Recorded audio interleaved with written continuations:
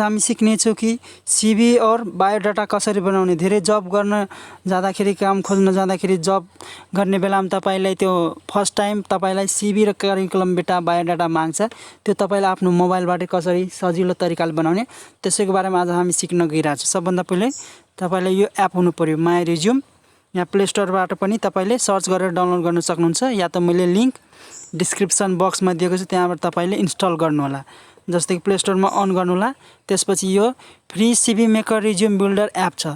त यहाँ देख्न सक्नुहुन्छ निथ्रा, यहाँ देख्न सक्नुहुन्छ निथ्रा, यो यसको डेभलपर हो।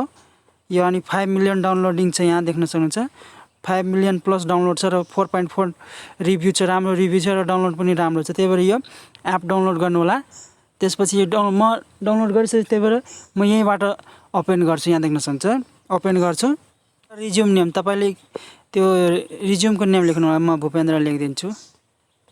त्यसपछि क्रिएट गर्नु होला। यहाँ क्रिएटमा देख्न सक्नुहुन्छ, यहाँ देख्न सक्नुहुन्छ तपाईँ आफ्नो नाम लेख्नु होला। म आफ्नो नाम लेख्छु, भुपेन्द्रकुमार चौधरी।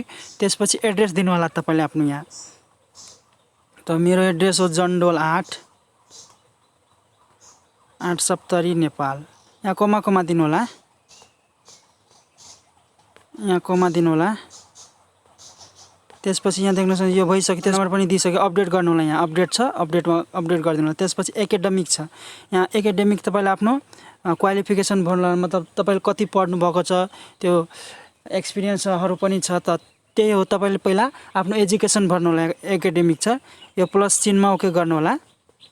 त्यसपछि देख्न सक्नुहुन्छ यहाँ कोर्स एन्ड डिग्री देख्न सक्नुहुन्छ। त मेरो त्यही हो बीएड पास छु, त्यही भएर बीएड दिन्छु। यहाँ बीएड।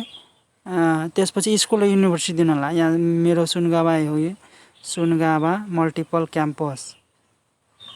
पर्सेन्टेज या CGPA पर्सेन्टेज, या त जिपिए हो भने जिपिएमा क्लिक गर्नु होला। यहाँ यसमा त या त पर्सेन्टेज, त मेरो पर्सेन्टेज छ, त्यो पर्सेन्टेज दिन्छु। यहाँ 70% छ।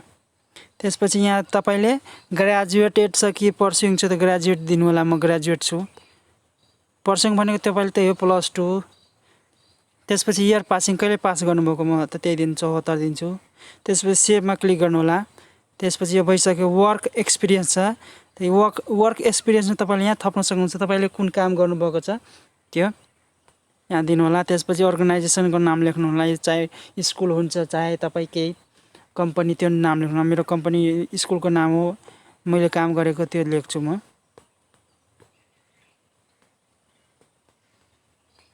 PR मेमोरियल हो। त्यसपछि डेजिग्नेसन लेख्नु होला तपाईले। यहाँ डेजिग्नेसनमा तपाईले भर्नु होला। डेजिग्नेसनमा तपाईले कुन पद थियो, त टिचर थियो, त टिचर लेख्छु म। त्यसपछि प्रिभियस इम्प्लोइड कि करेन्ट इम्प्लोइड, त करेन्ट इम्प्लोइड म छु, त करेन्ट। तपाईले प्रिभियस पनि पहिला पनि काम गर्नु, त्यो दिनु होला। कहिलेदेखि कहिलेसम्म, त त्यही हो। यहाँ दिनु होला आफ्नो डेट, म दिन्छु आफ्नो डेट, कहिलेसम्म त्यही दिनु होला। यहाँ टिल डेट दिनु होला। त्यसपछि रोल त्यही हो, रोल के थियो, टिचरै दिन्छु म, टिचरै दिनु होला तपाईँ यहाँ। त्यसपछि सेभ गर्नु होला। त्यसपछि प्रोजेक्ट छ, प्रोजेक्ट पनि दिनु, छैन भने नदिनु। त्यसपछि छ यहाँ स्किल्सहरू छ। यहाँ फिल्ड अफ इन्ट्रेस्ट केमा छ तपाईलाई, त त्यही हो। मलाई इन्ट्रेस्ट छ टेकमा, त टेकमा दिन्छु। त्यसपछि यहाँ छ स्किल्स, त यी स्किल दिन्छु म, युट्युबिङ हो।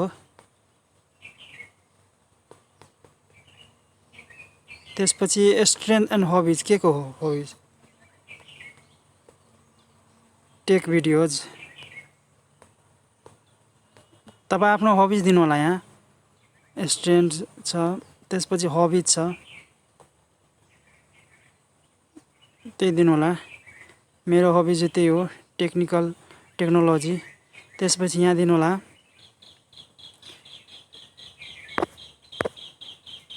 त्यसपछि यहाँ सेभ गरिदिनु होला। सेभ भइसक्यो। त्यसपछि यहाँ IBH करेन्ट छ, तपाईँले यहाँ दिन सक्नुहुन्छ।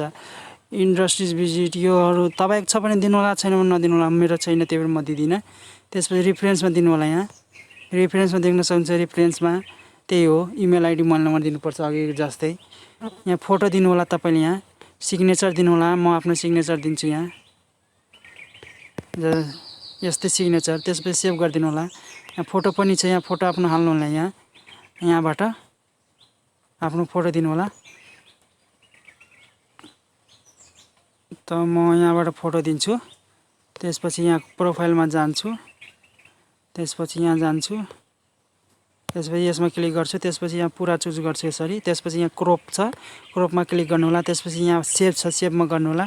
अनि यो भइसक्यो। त्यसपछि अब्जेक्टिभ छ, यहाँ करियर अब्जेक्टिभ छ, दिनु होला। तपाईँले थप्नु होला। यहाँ कभर लेटर छ, म थप्दिनँ। त्यसपछि यहाँ कभर लेटर छ, ठिक छ, तपाईँले थप्नु होला। त्यसपछि जेनरेटमा छ, त तपाईँले अब यहाँ फर्मेट राख्न सक्नुहुन्छ। कुन फर्मेटमा दिन्छ, क्लासिक फर्मेट कि कलर फर्मेट। त कलर फर्मेट राम्रो लाग्छ, त कलर फर्मेटमा क्लिक गर्छु। त्यसपछि देख्न सक्नुहुन्छ यहाँ। अब तपाईँले हेर्न सक्नुहुन्छ कुनवाला मन पऱ्यो तपाईँले यहाँ त्यो हेर्नु होला। यहाँ देख्न सक्नुहुन्छ, यहाँ छ अपग्रेड। यो अपग्रेडवाला यो पेड भर्जन, यो तपाईँले पैसा तिरेर गर्नुपर्छ। त यहाँ फ्रीमा चाहिँ 2-3वटा त्यो मात्र लिनु होला। त मलाई यो माथिकै मन परेको छ, यहाँ यो वाला। त्यसैले म यहाँ जेनरेटमा क्लिक गर्छु।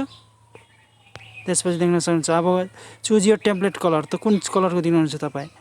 त म सिम्पल वाइटै दिन्छु यहाँ। त्यसपछि यहाँ क्लिक गर्नु होला। त्यसपछि चुज योर अप्सन, कभर लेटरमा पनि क्लिक गर्नु। त्यसपछि जेनरेट रिज्युममा क्लिक गर्नु होला।